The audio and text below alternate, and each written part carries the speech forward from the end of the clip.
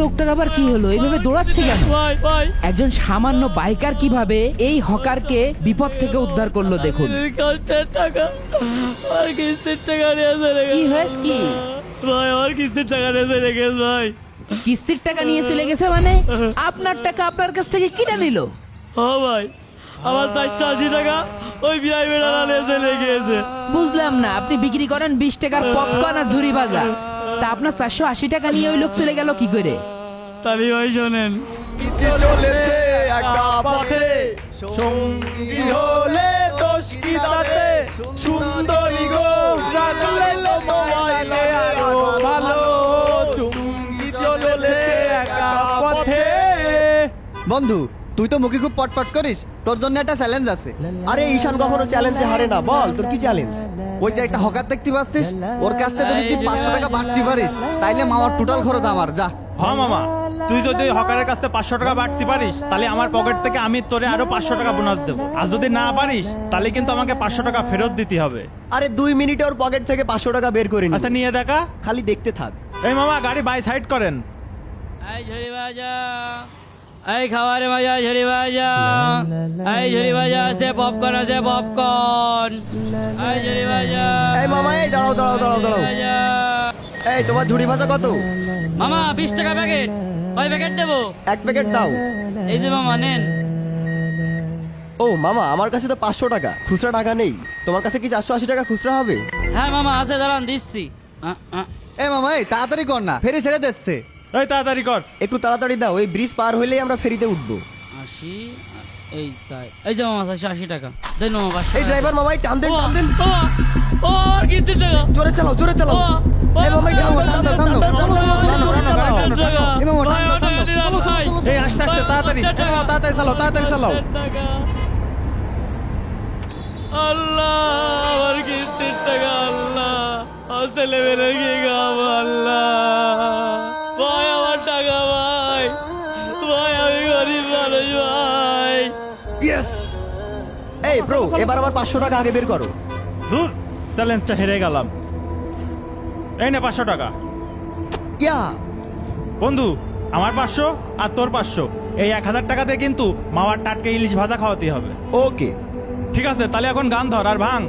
এই চুঙ্গি চলেছে একা পথে, সঙ্গী হলে দোষ কি তাতে। এবার বুঝলেন তো ভাই, আমার সারাদিনের কষ্টের টাকা ভাই, কাল সকালবেলা আমার কিস্তি ভাই, পুরো আমার টাকা নিয়ে চলে গেল ভাই।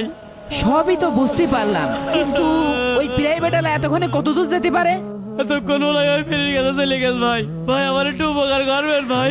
আচ্ছা ঠিক আছে ভাই, আপনি দ্রুত গাড়িতে ওঠেন, উনাদের ধরতে হবে। হ্যাঁ ভাই, চলেন ভাই। হকারের কথা শুনে বাইকার হকারকে নিয়ে সাদা মাইক্রো ধরার জন্য বেরিয়ে পড়ে। কিছু দূর যাওয়ার পর তারা সাদা মাইক্রোটিকে দেখতে পায় এবং হকার বলে ওঠে, ভাই, ভাই, ওই যে ওই গাড়িটা, ওই গাড়িটা। আচ্ছা আমি এখনই ধরছি। ভাই, ওই গাড়িটা, ওই গাড়িটা। এই ভাই, এই দাঁড়ান দাঁড়ান দাঁড়ান। হ্যাঁ ভাই, ওই গাড়িটা। এই গাড়ি, এই এই ভাই, এই দাঁড়ান দাঁড়ান দাঁড়ান দাঁড়ান দাঁড়ান দাঁড়ান। তাড়াতাড়ি নামেন, তাড়াতাড়ি নামেন, নেমে পড়েন। এই আপনারা সবাই বেরিয়ে আসেন, বেরিয়ে আসেন। এই ভাই, এই কি সমস্যা আপনার? আপনি এভাবে রানিং গাড়ি থামাচ্ছেন কেন? আপনি যেভাবে গাড়ি থামালেন, এখনই তো একটা অ্যাক্সিডেন্ট হয়ে যেত। আপনাদের গাড়ি থামাইছি, নিশ্চয়ই কোনো কারণ আছে, এমনি এমনি আপনাদের গাড়ি থামাইনি। দেখেন তো, এই হকারকে আপনারা চিনতে পারেন নাকি? কে ইনি? আমি তো তাকে কখনো দেখিনি।